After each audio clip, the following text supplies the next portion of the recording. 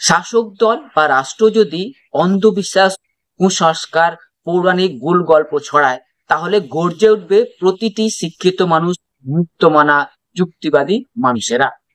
তাই শ্যামনগরে রবীন্দ্র ভবনে আয়োজন করা হয় যুক্তি চিন্তন উৎসবের প্রথম সংস্করণ।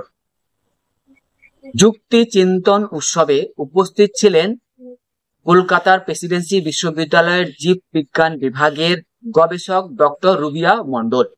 জিন তত্ত্ব, বিবর্তনবাদ এবং ভারততত্ত্ব নিয়ে কি বক্তব্য রাখলেন চলুন শুনি। কেউ বলেন 95%, কেউ বলেন 99.88%, কিন্তু সেটা মোর দ্যান 90%। মিল আছে, আমাদের কমন অ্যানসেস্টর হয়ে যায়, আমাদের মিল আছে, কিন্তু আমরা বাংলা থেকে আসিনি। মানে বাংলা থেকে ব্যাপারটা এরকম কি বলবো ট্রান্সফর্ম করে দেয়। হ্যাঁ, ও আমরা বাংলা থেকে আসি। ফলত এই যে বিজেপি শিবির, আমি একদম নাম নিয়ে বলছি, এরা যে তর্কটা করে যে এখনকার মানুষরা তাহলে বিবর্তনের ফলে মানুষ হয়ে যাচ্ছে না কেন, ফলত তো আসলে মানুষ কি করে হবে, বোকা কথা। অ্যানালিসিস করা হয় বা সিকোয়েন্সিং করা হয়, আমরা কেন মেল ওয়াই ক্রোমোজোম অ্যানালিসিস করি। আমাদের যারা পুরুষ তাদের যে ক্রোমোজোম তার মধ্যে রয়েছে এক্স অ্যান্ড ওয়াই, মহিলাদের ক্ষেত্রে হচ্ছে দুটি এক্স। ঠিক আছে, দুটি এক্স যদি পাশাপাশি থাকে তাহলে একে অপরের মধ্যে মিশতে পারে, যেটা সায়েন্সের ভাষায় বলা হয় রিকম্বিনেশন। তাতে তাহলে কি হয়, আগের যে ভার্সন ছিল সেটা বোঝার সম্ভাবনা কম। কিন্তু মেলের ক্ষেত্রে এক্স এবং ওয়াই দুজনের পাশাপাশি রিকম্বিনেশন হবে না।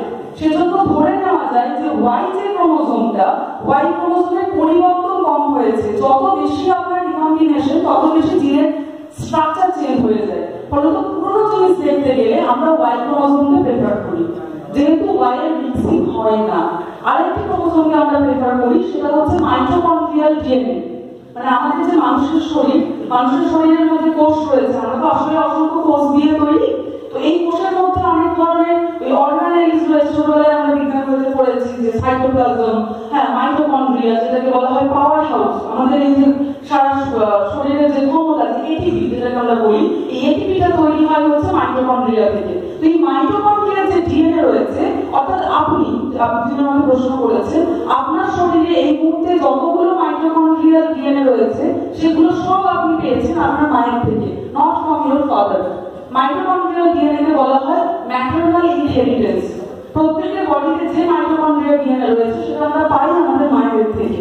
ফলত একটি ফসিল রেকর্ডে পুরাতন তার মহিলা যে মানে জেন্ডার তো আলাদা আলাদা ছিল, পুরুষ এবং মহিলা, তো মহিলারা কেমন ছিলেন সেইটা বোঝার জন্য তারা মাইটোকন্ড্রিয়াল ডিএনএ করে, কারণ মাইটোকন্ড্রিয়াল ডিএনএ মিউটেশন কম হয়, চেঞ্জ কম হয়।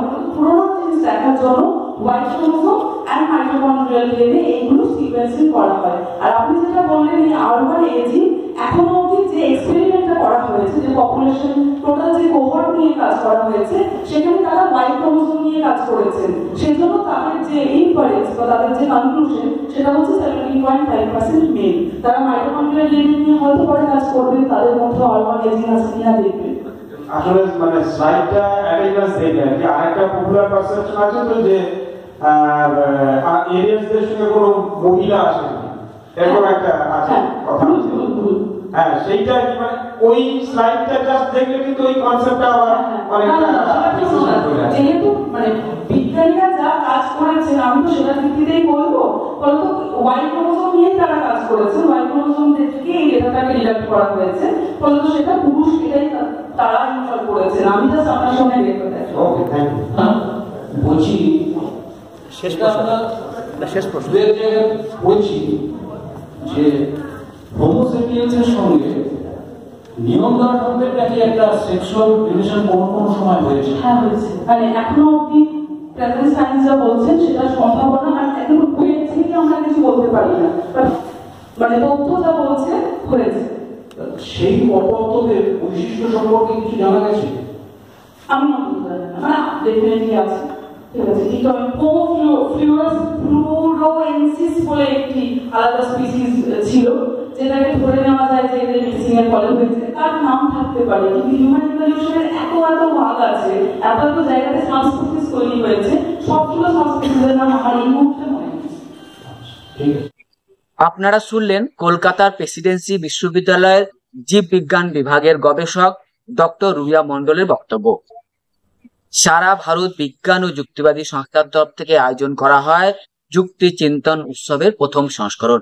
সেখানে বিভিন্ন বিশ্ববিদ্যালয়ের প্রতিনিধিরা উপস্থিত ছিলেন এবং শাসক দল বা রাষ্ট্রের মদতে যে পৌরাণিক গুল গল্প ছড়ানোর চেষ্টা হচ্ছে তার প্রতিবাদ জানান এবং যুক্তিযুক্ত বিশ্লেষণ করেন। যুক্তি চিন্তন উৎসবে উপস্থিত অন্যান্য প্রতিনিধিরা আর কি বক্তব্য রাখলেন তুলে ধরবো অন্য একটি পর্বে।